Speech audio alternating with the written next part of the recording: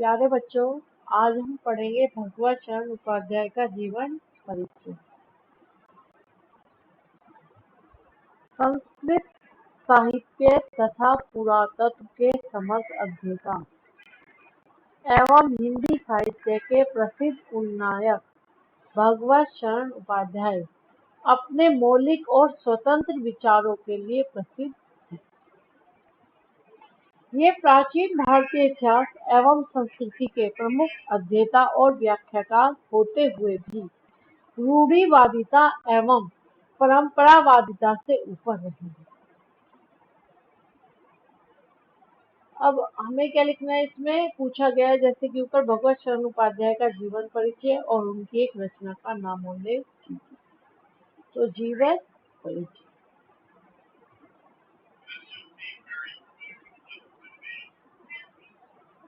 भगवत शरण उपाध्याय का जन्म सन 1910 ईस्वी में कब हुआ था? सन 1910 ईस्वी में।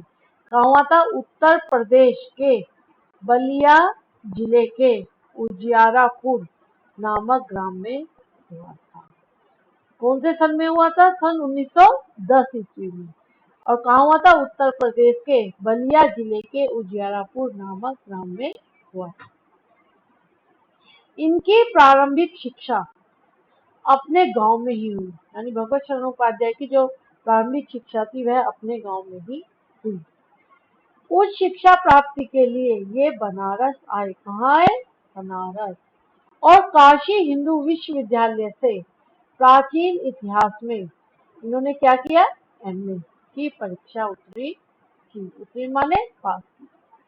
ये संस्कृत साहित्य और पुरातत्व के अध्येता, यानी इन्होंने संस्कृत के साहित्य और प्राचीन जो चीजें थी उनके अध्येता, अध्ययन करने वाले तथा हिंदी साहित्य के उन्नायक रहे हैं।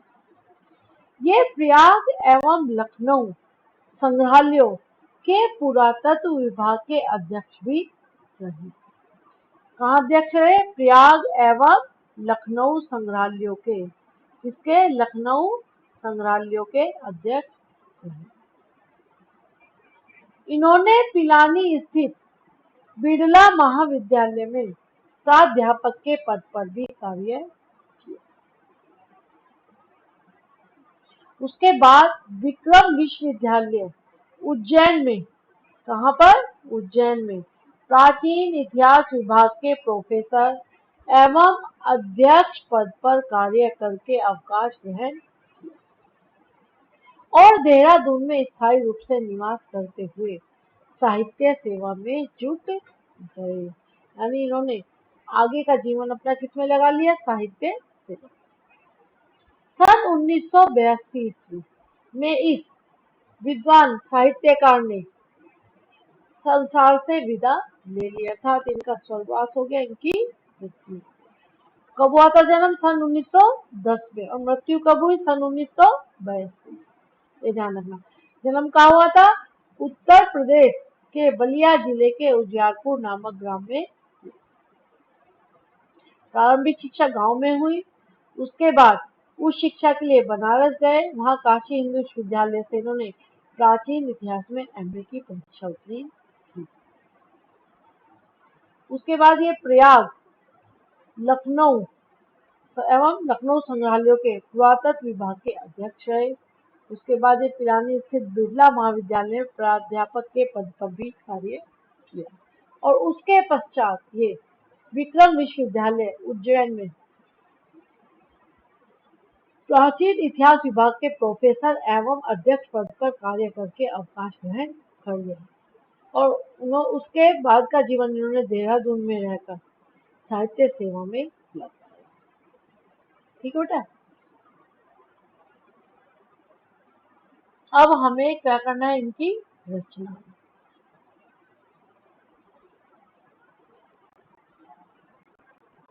उपाध्याय जी ने हिंदी में तो विपुल साहित्य की रचना, किंतु अंग्रेजी में भी इनकी कुछ एक प्रसिद्ध रचनाएं हैं।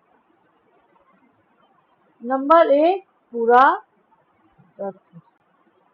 पुरातत्व विभाग में मंदिर और भवन, भारतीय मूर्ति कला की कहानी, भारतीय चित्रकला की कहानी, कालिदास का भारत, इन पुस्तकों में प्राचीन भारतीय संस्कृति और साहित्य और कला का सूक्ष्म वर्णन। नंबर 2, इतिहास। इतिहास में इन्होंने क्या लिखा? खून के छींटे, इतिहास साक्षी है, इतिहास के पन्नों पर, प्राचीन भारत का इतिहास, साम्राज्यों के उत्थान पतन आदि। इन पुस्तकों में प्राचीन इतिहास को साहित्यिक सरलता के साथ प्रस्तुत किया गया है। नंबर 3, आलोचना। विश्व साहित्य की रूपरेखा, साहित्य और कला, कालिदास आदि। इन ग्रंथों में साहित्य के विविध पक्षों पर प्रकाश डाला गया। नंबर 4, यात्रा वृतांत। कलकत्ता से पीकिंग, सागर की लहरों पर, मैंने देखा लाल चील आदि। इनमें इनकी विदेश यात्राओं का सजीव विवरण है, यानी इन्होंने यहाँ यात्रा की और उसके बारे में इन्होंने वृतांत। नंबर 5, संस्मरण और रेखा चित्र। मैंने देखा ठूठा आम। क्या है? ठूठा आम। इनमें स्मृति के साथ साथ संवेदना के रंगों में भरे सजीव शब्द चित्रित उभारे गए। नंबर 6, अंग्रेजी ग्रंथ। India in Kalidasa, women in Rigveda, ancient India.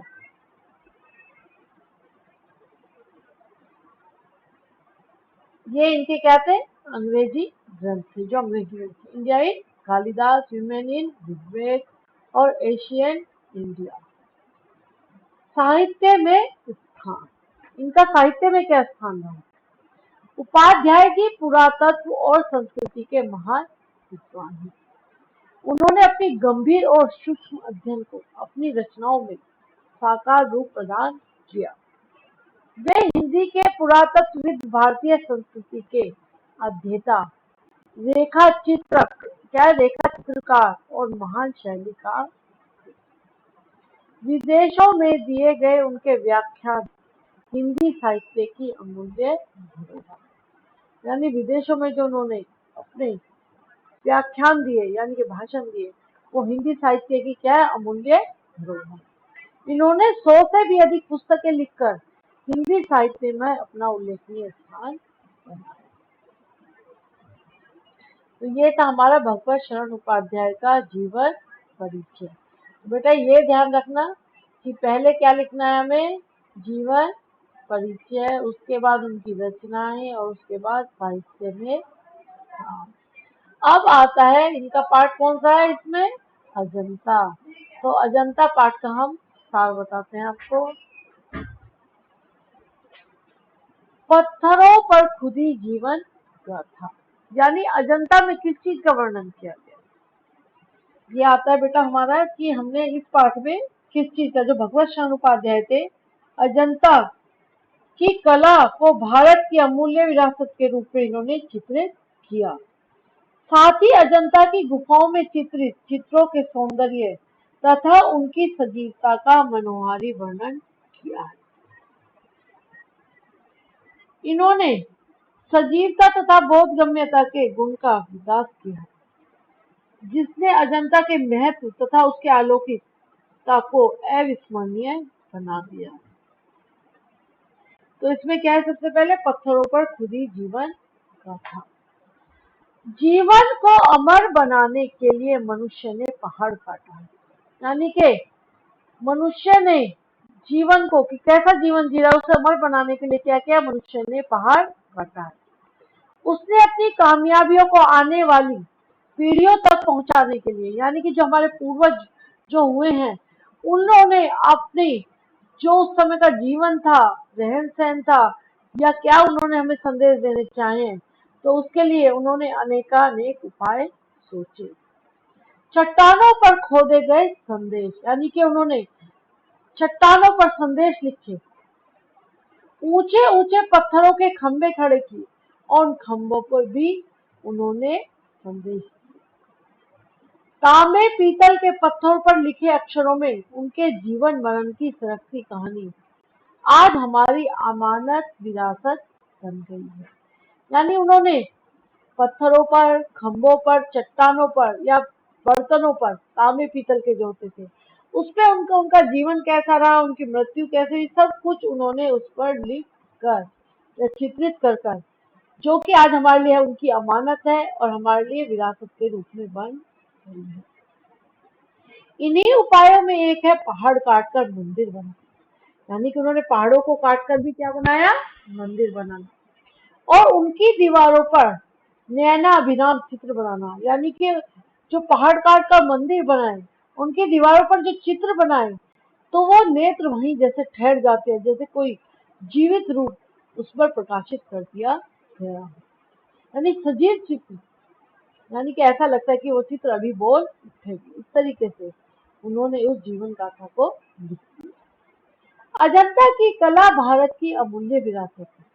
जो अजंता की कला है वो भारत के लिए अमूल्य विरासत है। पहाड़ काटकर मंदिर बनाने की स्थापत्य कला का प्रारंभ लगभग 2,2500 वर्ष पहले चला आ रहा है। यानी पहाड़ काटकर मंदिर बनाने की कला का प्रारंभ लगभग कब से चला रहा है, 2,2500 वर्ष पहले से। अजंता की गुफाएं इन्हीं प्राचीन गुफाओं में से एक है। अजंता की गुफाएं गुफा मंदिरों में सबसे विख्यात है, जिनकी दीवारों पर बने चित्र दुनिया के लिए नमूना बन गए। यानी जो उस पर चित्र बनाए गए हैं वो दुनिया के लिए उसको अपनी ओर आकर्षित करते हैं, यानी कि नमूना बन गए। चीन और श्रीलंका ने तो इन चित्रों की नकल की थी। यानी कि जो चित्र थे उसमें बने हुए, उनकी चीन और श्रीलंका ने तो उनकी नकल की। ये चित्र इतने सुंदर हैं कि देशवासी और विदेशी दोनों ही इन्हें देखकर खुश हो जाते हैं। इन दीवारों पर दया और प्रेम की एक दुनिया सुरक्षित हो गई है। यानी कि उन चित्रों में कहीं दया की भावना है, कहीं प्रेम। ऐसा लगता है सब कुछ इस दुनिया में सुरक्षित हो गया। शिल्पकारों ने अपनी छेनियां चलाई। जो शिल्पकार होते थे अपनी छेनी हथौड़े से, जैसे ही चित्रकारों ने उसमें रंग भरा, क्या भरा, रंग भरा, वैसे ही अजंता की गुफाओं पर सौंदर्य बरस पड़ा। प्रकृति भी सजीव हो उठी। ऐसा लगता था उन चित्रों को देखकर कि जैसे प्रकृति यहाँ सजीव हो उठी है। मुंबई और हैदराबाद के बीच विंध्याचल के पूर्व पश्चिम की ओर चलती पर्वतमालाओं के निचले भाग को सह्याद्री कहते हैं। मुंबई और हैदराबाद के बीच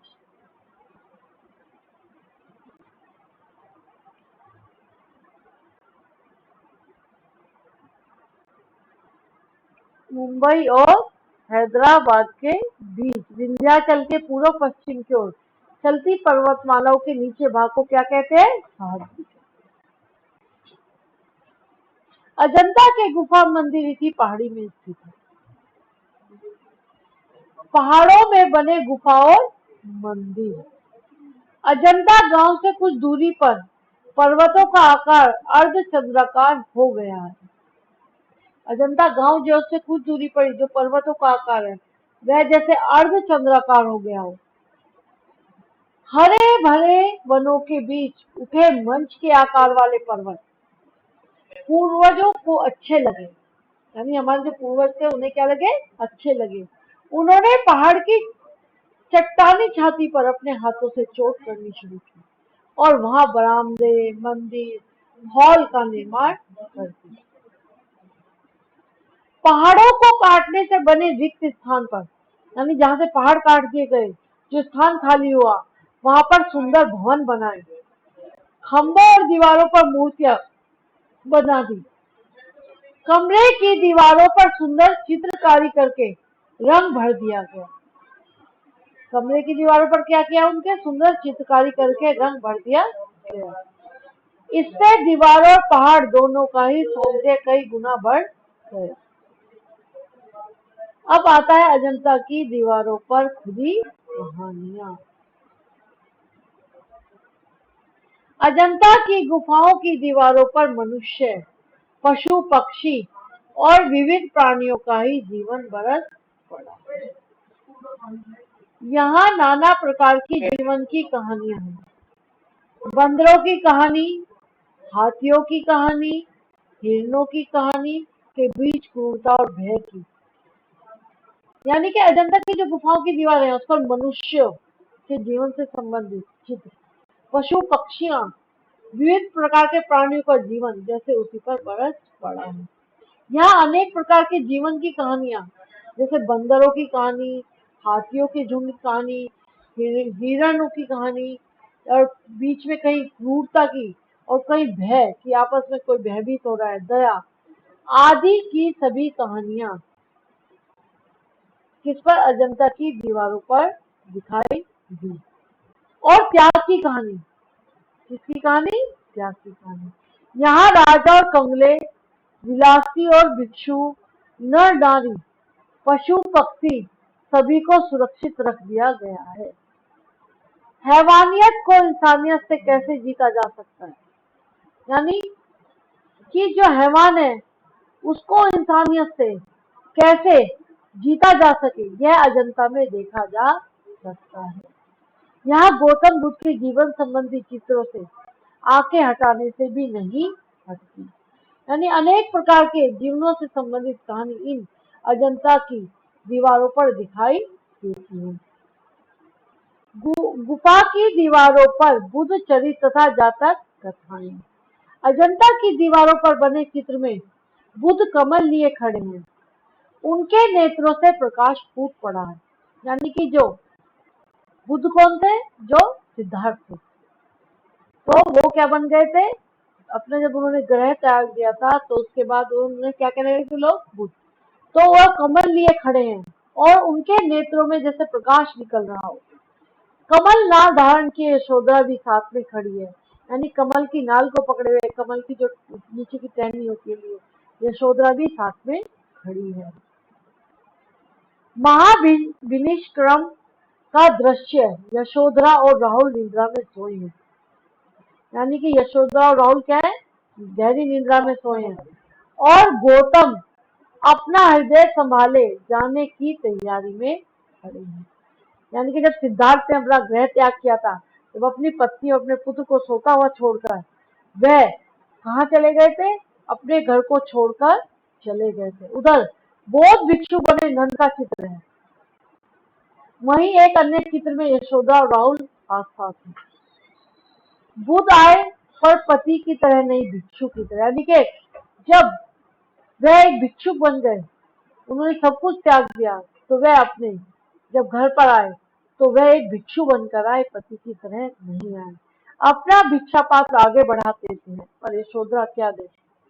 उनके मुकुटमणि सिद्धार्थ के खो जाने के बाद अब उनके पास बचा ही क्या है? अब तो बस एकमात्र पुत्र राहुल बचा है और वह सर्वस्व की तरह उसे ही दे देती है। उधर बंदरों का सजीव और गतिमान चित्र, यानी कि बंदर के जो चित्र थे, जैसे अभी वे बाहर आ जाएंगे, इस तरह के सजीव और गतिमान चित्र। सरोवर में जल विहार करता हाथी कमल दंड तोड़कर हस्तियों को दे रहा है। उधर महलों में प्याले पर चलते प्यालों का दौर और दम तोड़ती रानी का चित्र। न जाने कितने चित्र हैं इन दीवारों पर, बुद्ध के जन्म की घटनाएं कथाओं में चित्रित हैं।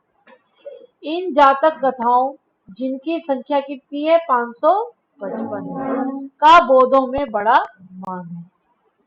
इनमें बुद्ध पिछले जन्मों में गज माने क्या होता है? हाथी, कपि, बंदर, मृग आदि रूपों में उत्पन्न हुए थे और आदर्श स्थापना के लिए अपना जीवन कुर्बान कर।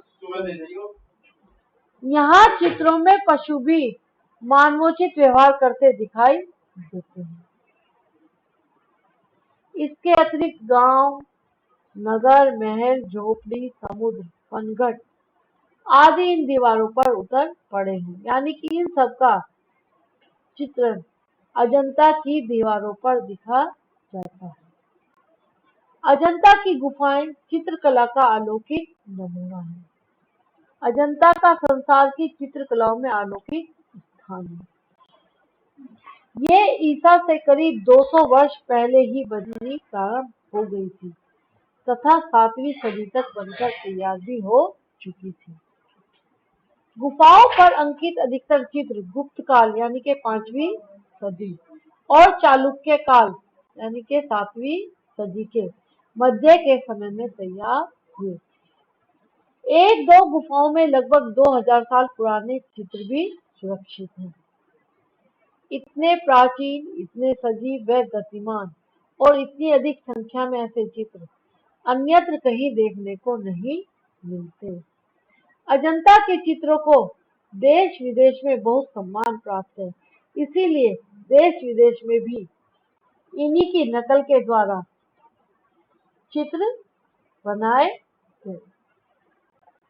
ठीक है बेटा, इस चैप्टर को एक बार ध्यान से रीड करेंगे। अगर कुछ नहीं समझ में आएगा फिर कल इस चैप्टर को जो इसके पैराग्राफ्स है वो समझाऊंगी।